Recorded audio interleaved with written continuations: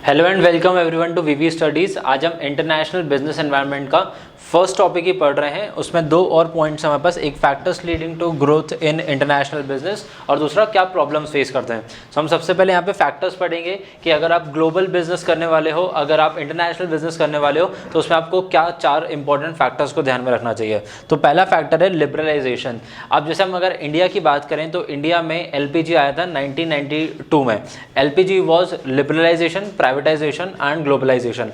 मतलब Indian economy जो थी वो 1992 से ग्लोबल मार्केट के लिए क्लोज थी। मतलब ग्लोबल इंडस्ट्रीज जैसे कि अगर हम आज देखें स्टारबक्स हुआ, मैकडोनल्ड्स हुआ, ये सब इंडिया में आके अपना बिजनेस नहीं कर सकते थे 1992 से पहले। बट अब क्योंकि हमारा लिबरल मार्केट हो चुका है, हमारा ओपन मार्केट हो चुका है, तो हम इंडिया में कोई भी बाहर से आके बिजनेस अपना सेटअप कर सकता है, प्लस इंडिया से लोग बाहर जाके अपना बिजनेस सेटअप कर सकते हैं। सो कंट्री के ऊपर बहुत ज़्यादा डिपेंड करता है कि वो कंट्री की गवर्नमेंट कितनी ज़्यादा लिबरल है, क्या वो आपको अलाउ करती है दूसरे कंट्री के बिजनेसेस को आपकी कंट्री में सेटअप करने के लिए और आपको ग्लोबल जाने के लिए। Next is advancement of technology. अब अगर हम इस रैपिड इवॉल्विंग एरा की बात करें, जैसे कि अभी रिसेंट एरा चल रहा है जिसमें कि हर साल, जैसे हम मोबाइल फ़ोन की टेक्नोलॉजी की बात करें तो हर कुछ महीने में अपडेट हो जाता है, कुछ नया अपडेट करके ले आता है। किसी में प्रोसेसिंग यूनिट अपडेट हो जाता है, किसी का स्टाइल अपडेट हो जाता है, किसी का कैमरा अपडेट हो जाता है। तो ये वो जो फास्ट मूविंग टेक्नोलॉजी है, तो इसकी वजह से लोग एक जगह से दूसरी जगह पे शिफ्ट करते जाते हैं। फॉर एग्जांपल जैसे इंडिया में अगर हम मोबाइल फ़ोन टेक्नोलॉजी देखें तो ज़्यादा डेवलप्ड नहीं है, क्योंकि जैसे जर्मन टेक्नोलॉजी है, कोरियन टेक्नोलॉजी है, चाइना की टेक्नोलॉजी है, हम उसको इंपोर्ट कर लेते हैं। जैसे कि हम सबको पता है कि आजकल सबसे ज़्यादा जो ट्रेंडी फ़ोन है, सबसे जो स्मार्टफोन्स में जो सबसे टॉप पे आता है दैट इज़ एप्पल। अब वो एप्पल आईफोन सबसे टॉप पे क्यों आ पाता है? Because of their advancement in technology. वो न्यू इनोवेशंस करते रहते हैं जिसकी वजह से लोग नए फ़ोन परचेज करते रहते हैं। पहले हम इतनी जल्दी फ़ोन को चेंज नहीं करते थे, आज हम 50,000 1 लाख का फ़ोन खरीद के भी बहुत जल्दी चेंज कर लेते हैं। That is because of advancement in technology. Next is growing entrepreneurship. लोगों को पहले ना नौकरी करने में मज़ा आता था, ज़्यादा एम्प्लॉयमेंट एज एन एम्प्लॉय काम करने में मज़ा आता था। बट आजकल लोगों के अंदर वो थ्रस्ट आ गया है कि मेरे को खुद का काम करना है, मुझे एक एंटरप्रेन्योर बनना है और I want to do something for my own, plus I want to do something for my own country. तो इस वजह से एंटरप्रेन्योरशिप की एंटरप्रेन्योरशिप का इंटरेस्ट इंडिया में जो आ रहा है, उसकी वजह से लोग अपनी कंट्री में भी काम कर रहे हैं और बहुत सारे लोग कंट्री से बाहर जाके भी बिजनेस सेटअप करते हैं। Next is increase in competition. पहले इंडिया में, जैसे अगर मैं 1992 से पहले बात करूं, लिबरलाइजेशन से पहले, तो उस टाइम पे इंडिया में स्मॉल स्केल इंडस्ट्रीज थी और उनके बीच में ज़्यादा कंपटीशन नहीं था because of two reason. First, because India was not that liberal and globalise, and secondly because India में उतना एंटरप्रेन्योरशिप नहीं था, लोग उतना रिस्क नहीं लेना चाहते थे, लोग गवर्नमेंट जॉब की तरफ ज़्यादा फोकस करना चाहते थे। आज लोगों को बिजनेस करना है, तो उसकी वजह से जब ज़्यादा लोग बिजनेस करेंगे, सेम प्रोडक्ट सेल करेंगे, तो उसमें कंपटीशन इंक्रीज होगा।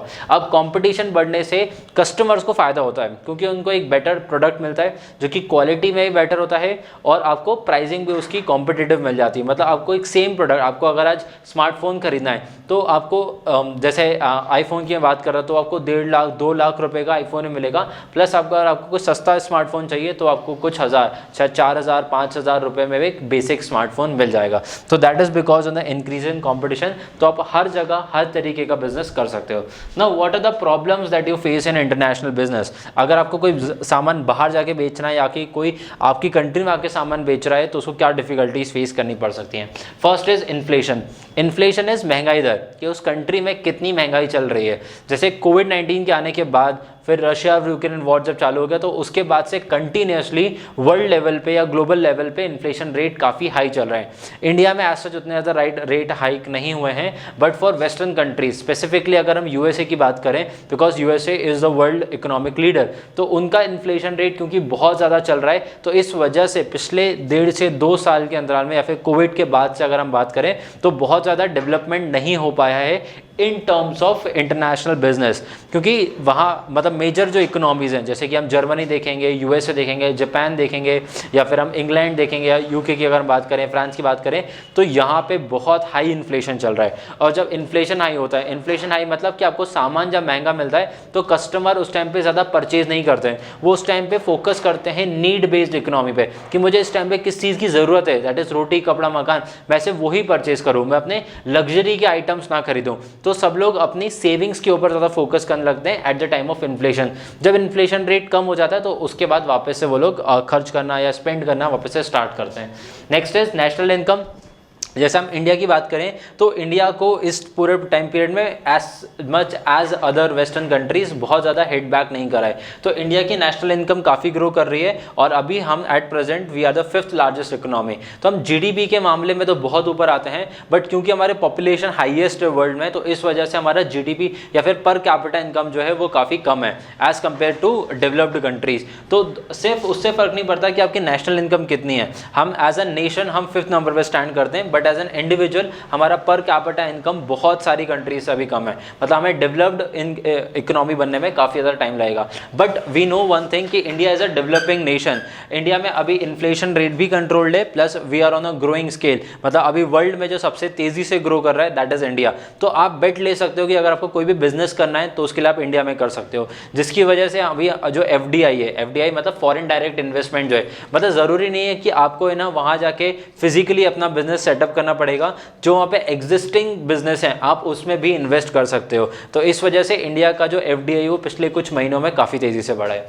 Next is restrictions on imports. अब again coming back to Russia Ukraine war, जिसमें रशिया के ऊपर बहुत ज़्यादा सैंक्शंस लगाए गए, दैट इज बिकॉज कि वेस्टर्न कंट्रीज़ ने उनसे इंपोर्ट करना बंद कर दिया है। जैसे अगर आपको क्रूड ऑयल के बारे में पता होगा तो इंडिया पिछले कुछ महीनों पहले क्रूड ऑयल, मैक्सिमम जो क्रूड ऑयल है वो रशिया से परचेज कर रहा था और फिर वो दूसरे कंट्रीज़ को उसको रिफाइन करने के बाद बेच भी रहा था। मतलब इंडिया ने उस पर्टिकुलर टाइम पीरियड का बहुत अच्छे से फायदा उठाया है, क्योंकि पहली चीज रशिया ने उसको डिस्काउंटेड प्राइस पे क्रूड ऑयल बेचा और उसके बाद इंडिया ने उसको रिफाइन करके वेस्टर्न कंट्रीज को, जैसे कि इंग्लैंड को या UK, फ्रांस, जर्मनी को काफ़ी ज़्यादा वो रिफाइंड ऑयल सेल किया। तो जिस वजह से इंडिया को इंटरनेशनल बिजनेस में काफ़ी स्टैंड आउट पॉइंट मिला है।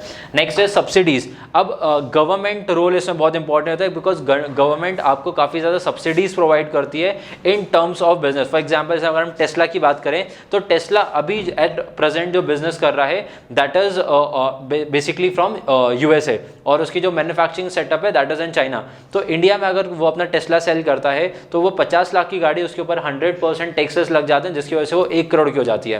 But India is offering them subsidy कि अगर आप इंडिया में ही बनाओगे तो आप जब मैन्युफैक्चरिंग यूनिट सेटअप करोगे तो उसमें हम आपको सब्सिडी देंगे। मतलब जब आप ज़मीन खरीदोगे तो उसके ऊपर सब्सिडी, आज जब मैन्युफैक्चरिंग सेटअप करोगे तो उसके ऊपर भी डिस्काउंटिंग आपको दी जाएगी, प्लस जो आप अर्न करोगे उसके ऊपर जो आपका प्रॉफिट होगा उस प्रॉफिट के ऊपर भी आपको कम टैक्सेस पे करना पड़ेंगे, बिकॉज आप इलेक्ट्रिकल व्हीकल्स बनाते हो। तो जिस वजह से काफ़ी ज़्यादा अट्रैक्टिव डेस्टिनेशन बन चुकी है अभी इंडिया, बिकॉज इंडिया में ऑलरेडी चीप लेबर है और इंडिया में काफ़ी सारे नेचुरल रिसोर्सेज अवेलेबल हैं। इलेक्ट्रिसिटी काफ़ी चीप है बिकॉज हम कोल से बनाते हैं, और वाटर रिसोर्सेज अवेलेबल हैं, प्लस अब इंडिया में गवर्नमेंट भी काफ़ी ज़्यादा सपोर्ट कर रही है, काफ़ी ज़्यादा सब्सिडीज प्रोवाइड कर रही है। Last is exchange rate. अब एक्सचेंज रेट ऐसा है जो कि आपके हाथ में अभी एट प्रेजेंट बहुत ज़्यादा नहीं है बिकॉज ऑफ डॉलर। अब जैसे डी-डॉलराइजेशन चल रहा है, मतलब बहुत सारी कंट्रीज अपनी इंडिविजुअल या फिर अपनी कॉमन करेंसी को प्रमोट कर रही है। फॉर एग्जांपल जैसे इंडिया हुआ, चाइना हुआ, ये अपनी वर्ल्ड लेवल पे अपनी इकोनॉमी को या फिर अपनी करेंसी को प्रमोट कर रहे हैं कि आप जो भी परचेज करो, आप इंपोर्ट कर रहे हो, एक्सपोर्ट कर रहे हो, आप रुपी में करो। ऐसे ही चाइना भी कर रहा है, जापान भी करने की कोशिश कर रहा है, सऊदी अरेबिया, इंडिया इसमें बहुत ज़्यादा सपोर्ट कर रहा है। तो जब एक्सचेंज रेट अगर आपके कम हो जाएंगे, फॉर एग्जाम्पल जैसे अभी $1 इज इक्वल टू 83.5 रुपीज़, अगर ये वैल्यू बहुत कम हो जाएगी तो इंडिया और USA के बीच में अगेन डिफरेंस कम हो जाएगा, जिसकी वजह से जो लोग अभी USA में इन्वेस्ट करते हैं वो इन्वेस्ट करने के लिए अब वापस से इंडिया आ जाएंगे। So these were some problems and factors that govern international business environment. I hope that you have understood this video. Thank you for watching my video.